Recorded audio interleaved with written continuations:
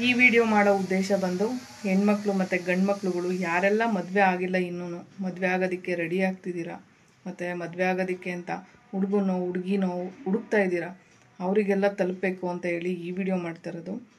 Actually ಮದುವೆಗೆ ಮುಂಚೆನೇ ಒಂದಷ್ಟು ಜನ ಈ ವ್ಯಕ್ತಿ ಸರಿ ಇದ್ದಾನ ಇಲ್ವಾ, ಮತ್ತು ಈ ಹೆಣ್ಮಗಳು ಸರಿ ಇದ್ದಾಳ ಇಲ್ವಾ ಯಾರ್ಯಾವ ಗೊತ್ತಿರಲ್ಲ. ಮದುವೆ ಆದಮೇಲೆ ಸಿಕ್ಕಾಕೊಂಡು ಸಾಯೋದಕ್ಕಿಂತ ಮದುವೆಗೆ ಮುಂಚೆ ಈ ಕಾನೂನನ್ನು ಓದ್ಕೊಂಡು ಮದುವೆ ಆದರೆ ಬೆಸ್ಟ್ ಅಂತ ಅನಿಸುತ್ತೆ.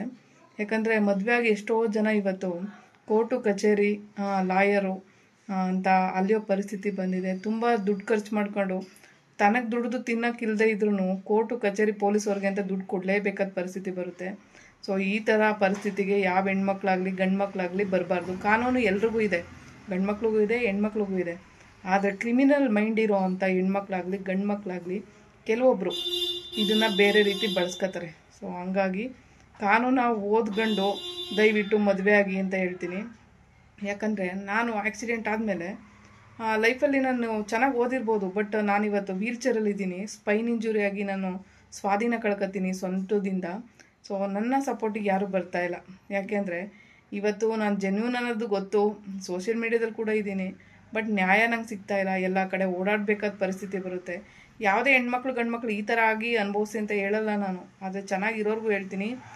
ಮದುವೆ ಆದಮೇಲೆ, ಅದರಲ್ಲೂ ಮಕ್ಕಳಾದ್ಮೇಲೆ ಈತ ಬಿಟ್ಟೋಂಗಿಲ್ಲ, ಸಾಯಂಗಿಲ್ಲ, ಬದುಕಂಗಿಲ್ಲ ಅನ್ನೋ ಪರಿಸ್ಥಿತಿ ಇರುತ್ತೆ.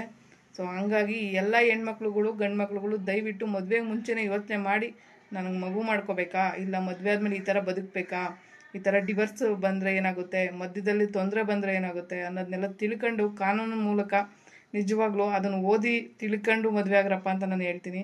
ಯಾಕಂದರೆ ನಾನು ಇವಾಗ ಕಾನೂನು ಏನು ಅಂತ ಇವಾಗ ತಿಳ್ಕೊತಾ ಇದ್ದೀನಿ. ಇವಾಗ ಅನ್ನಿಸ್ತಿದೆ ನನಗೆ, ನಾನು ಒಂದು LLB ಮಾಡಿಬಿಟ್ಟು ನಾನು ಲಾಯರ್ ಆಗಿಬಿಟ್ಟು ಇವತ್ತು ನನ್ನ ಕೇಸ್ನ ಕ್ಲಿಯರ್ ಮಾಡ್ಕೋಬೇಕು ಅನ್ನೋ ಒಂದು ಪರಿಸ್ಥಿತಿಗೆ ಬಂದಿದ್ದೀನಿ. ವೀಲ್ ಚೇರಲ್ಲಿ ಇದ್ದೀನಿ, ಆದ್ರೂ ನನಗಿವಾಗ ಅನ್ನಿಸ್ತಾ ಇರೋದೇನು, ನಾನು LLB ಓದಬೇಕಿತ್ತು, ನಾನು ಲಾ ಮಾಡಬೇಕಾಗಿತ್ತು. ಇವತ್ತು ನನ್ನ ಪರಿಸ್ಥಿತಿಗೆ ನನಗೆ ಸಪೋರ್ಟ್ ಮಾಡೋರು ಯಾರೂ ಇಲ್ಲ. ಇವತ್ತು ಕೂಡ ನಾನು ಲಾಯರ್ ಆಗಿಬಿಟ್ಟು ನನ್ನ ಒಂದು ಕೇಸನ್ನು ನಾನೇ ನಿಭಾಯಿಸ್ಕೋಬೋದು ಅಂತ ಅನ್ನಿಸ್ತಾ ಇದೆ. ಯಾಕಂದರೆ ಲಾ ಬಗ್ಗೆ ತಿಳ್ಕೊಳ್ದೆ ನಾವು ಮದುವೆ ಆಗಿರ್ತೀವಿ, ನಮ್ಮ ಜೀವನ ಏನೋ ನಿಭಾಯಿಸ್ಬೇಕು ಅಂತ, ಬಟ್ ಪರಿಸ್ಥಿತಿಗಳು ಎಲ್ಲಿಗೆ ತೊಗೊಂಡೋಗಿ ನಿಲ್ಲಿಸ್ತವೆ ಅಂತ ಹೇಳಕ್ಕೆ ಬರಲ್ಲ. ಸೊ ಹಂಗಾಗಿ ಮದುವೆಗೆ ಮುಂಚೆ ಈ ಲಾ ಬಗ್ಗೆ ತಿಳ್ಕೊಂಡಿದ್ರೆ ಬೆಟರ್ ಅಂತ. ಮತ್ತು ಒಂದು ವಿಡಿಯೋ ನೋಡ್ತಾ ಇದ್ದೆ ನಾನು ಇನ್ಸ್ಟಾಗ್ರಾಮಲ್ಲಿ, ಅದನ್ನು ಕೂಡ ನಾನು ಸ್ಕ್ರೀನ್ ಮೇಲೆ ಹಾಕ್ತೀನಿ.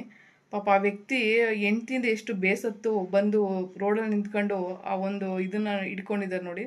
ಸೊ ನೋಡಿದಾಗ ಸಿಕ್ಕಾಪಟ್ಟೆ ಬೇಜಾರಾಯಿತು.